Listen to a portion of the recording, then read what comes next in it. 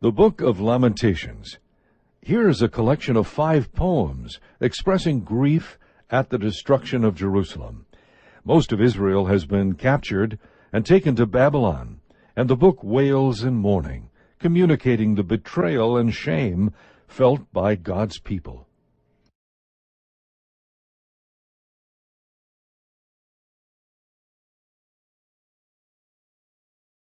The Lamentations of Jeremiah, chapter 1. How lonely sits this city that was full of people. She has become like a widow who was once great among the nations. She who was a princess among the provinces has become a forced laborer. She weeps bitterly in the night, and her tears are on her cheeks. She has none to comfort her among all her lovers. All her friends have dealt treacherously with her. They have become her enemies. Judah has gone into exile under affliction and under harsh servitude. She dwells among the nations, but she has found no rest. All her pursuers have overtaken her in the midst of distress.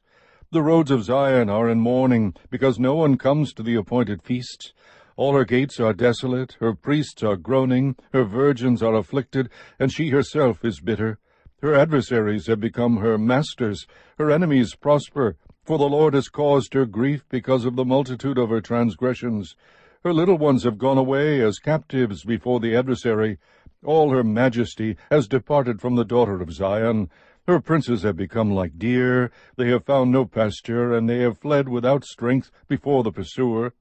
In the days of her affliction and homelessness, Jerusalem remembers all her precious things that were from the days of old, when her people fell into the hand of the adversary, and no one helped her. The adversaries saw her, they mocked at her ruin. Jerusalem sinned greatly, therefore she has become an unclean thing. All who honored her despise her, because they have seen her nakedness. Even she herself groans and turns away. Her uncleanness was in her skirts. She did not consider her future. Therefore she has fallen astonishingly. She has no comforter. See, O Lord, my affliction, for the enemy has magnified himself. The adversary has stretched out his hand over all her precious things, for she has seen the nations enter her sanctuary, the ones whom you commanded that they should not enter into your congregation. All her people groan, seeking bread. They have given their precious things for food, to restore their lives themselves. See, O Lord, and look, for I am despised. Is it nothing to all you who pass this way? Look and see if there is any pain like my pain, which was severely dealt out to me, which the Lord inflicted on the day of his fierce anger. From on high he sent fire into my bones, and it prevailed over them. He has spread a net for my feet. He has turned me back. He has made me desolate, faint all day long. The yoke of my transgressions is bound. By his hand they are knit together. They have come upon my neck. He has made my strength fail. The Lord has given me into the hands of those against whom I am not able to stand. The Lord has rejected all my strong men in my midst. He has called an appointed time against me to crush my young men. The Lord has trodden, as in a winepress, the virgin daughter of Judah. For these things I weep. My eyes run down with water, because far from me is a comforter, one who restores my soul. My children are desolate, because the enemy has prevailed. Zion stretches out her hands. There is no one to comfort her. The Lord has commanded concerning Jacob that the ones round about him should be his adversaries. Jerusalem has become an unclean thing among them. The Lord is righteous, for I have rebelled against his command. Hear now, all peoples, and behold my pain. My virgins and my young men have gone into captivity. I called to my lovers, but they deceived me. My priests and my elders perished in the city, while they sought food to restore their strength themselves. See, O Lord, for I am in distress.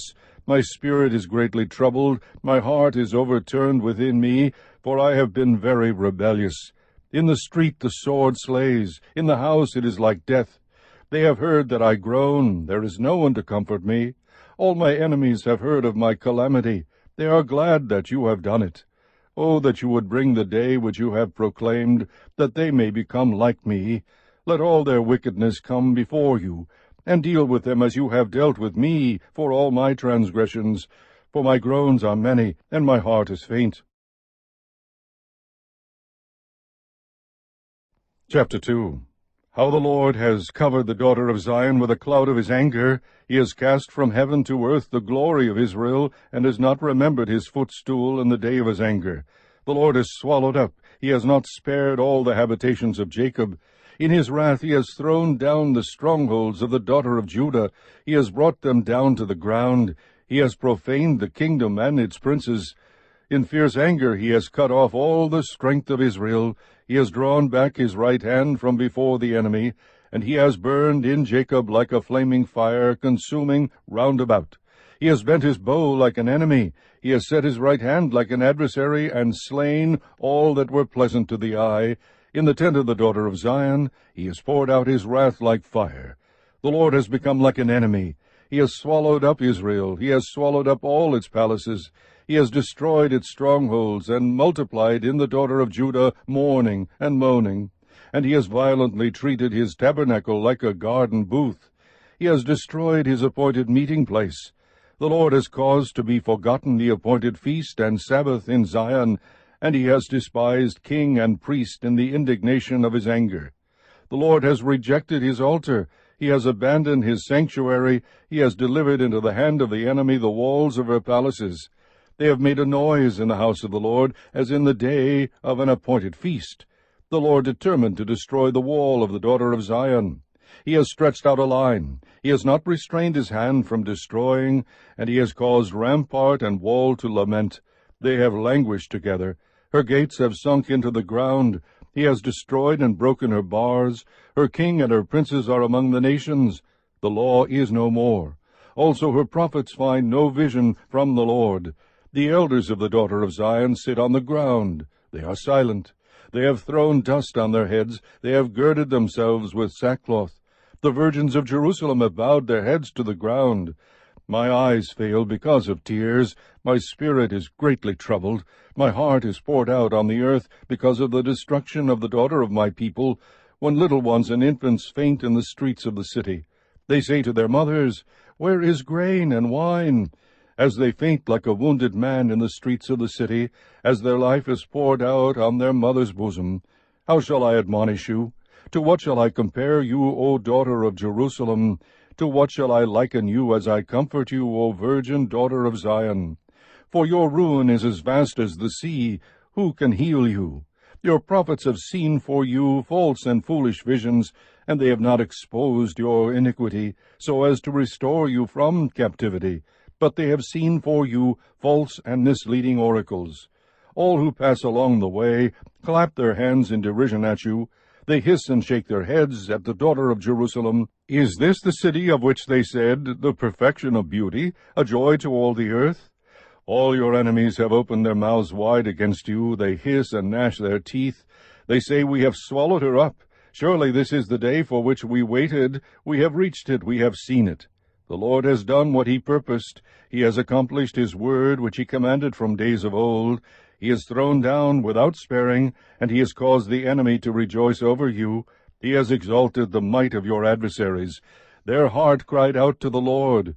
O wall of the daughter of Zion, let your tears run down like a river day and night. Give yourself no relief. Let your eyes have no rest. Arise, cry aloud in the night, at the beginning of the night watches. Pour out your heart like water before the presence of the Lord. Lift up your hands to him for the life of your little ones who are faint because of hunger at the head of every street.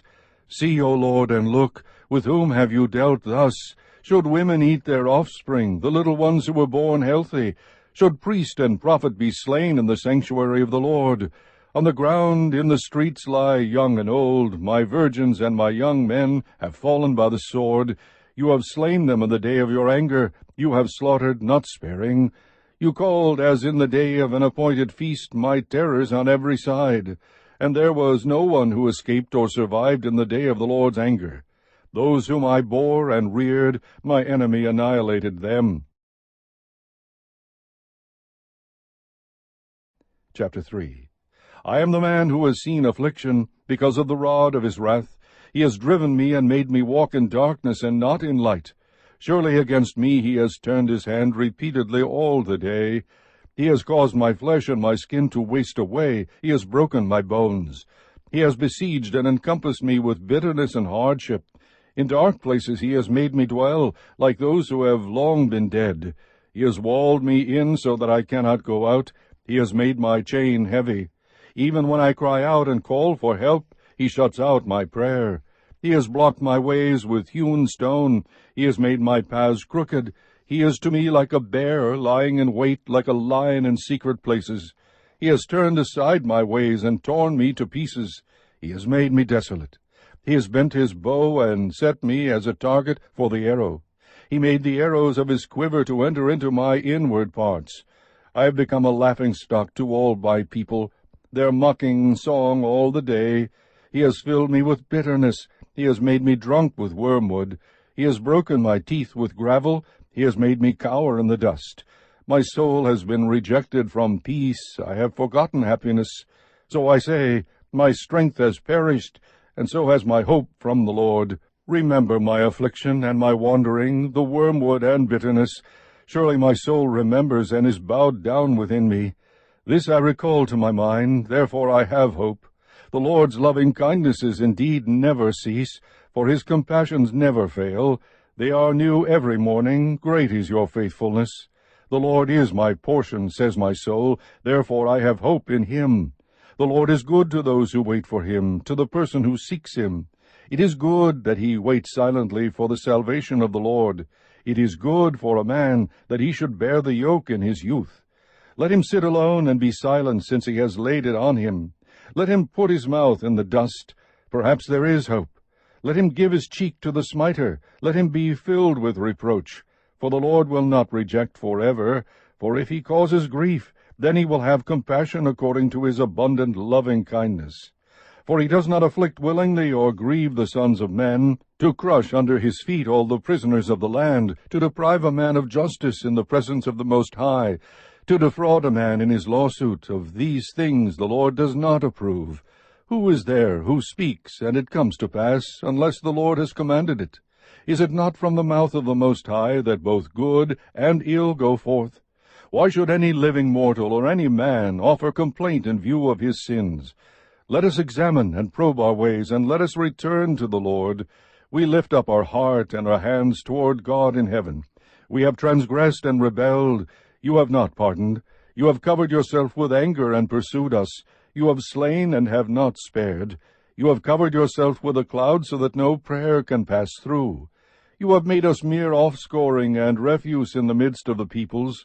All our enemies have opened their mouths against us. Panic and pitfall have befallen us, devastation and destruction.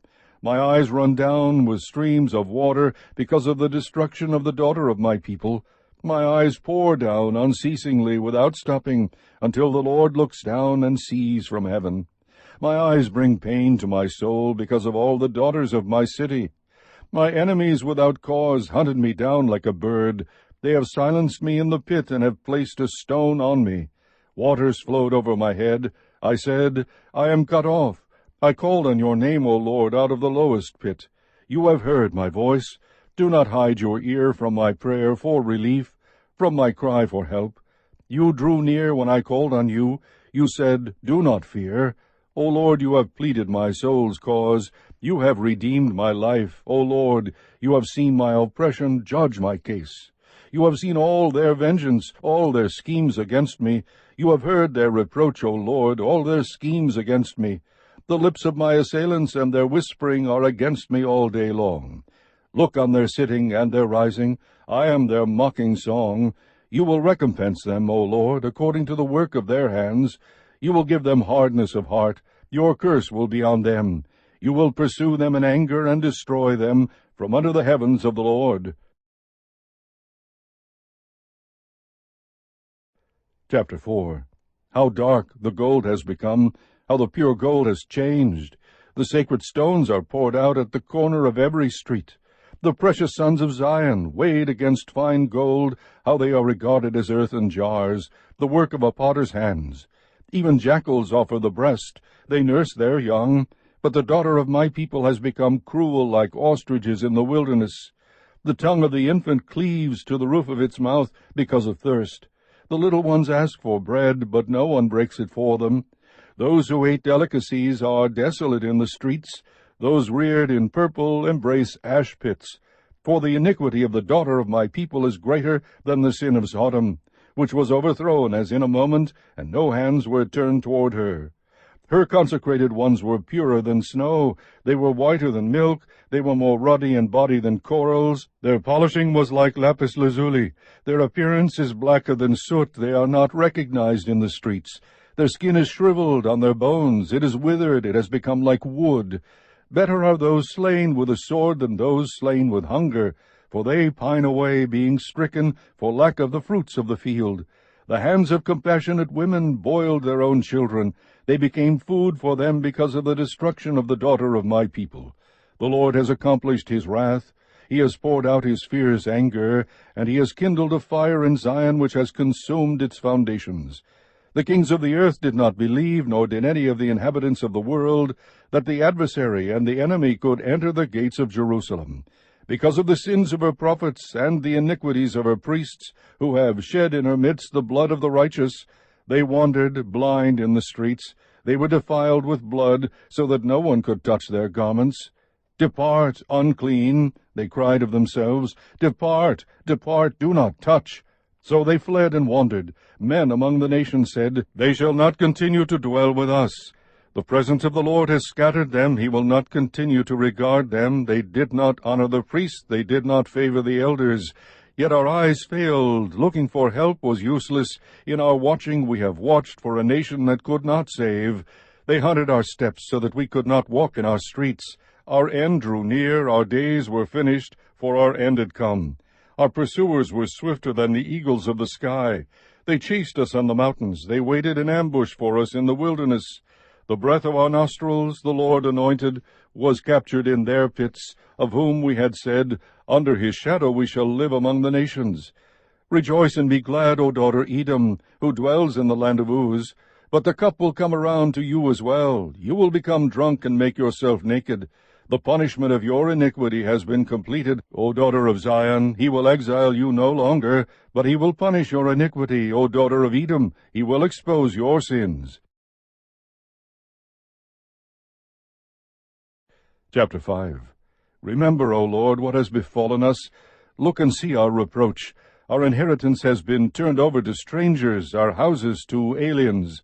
We have become orphans without a father. Our mothers are like widows. We have to pay for our drinking water. Our wood comes to us at a price. Our pursuers are at our necks. We are worn out. There is no rest for us.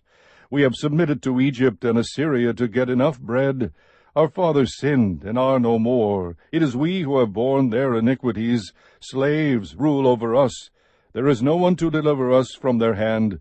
We get our bread at the risk of our lives because of the sword in the wilderness.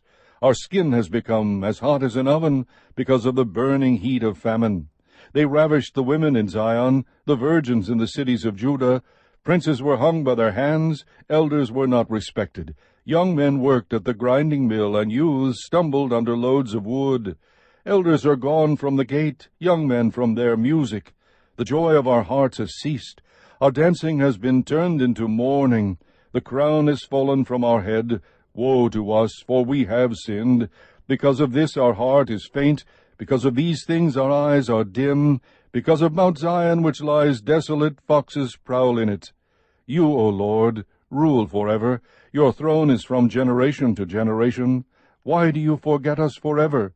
Why do you forsake us so long? Restore us to you, O Lord, that we may be restored. Renew our days as of old, unless you have utterly rejected us and are exceedingly angry with us.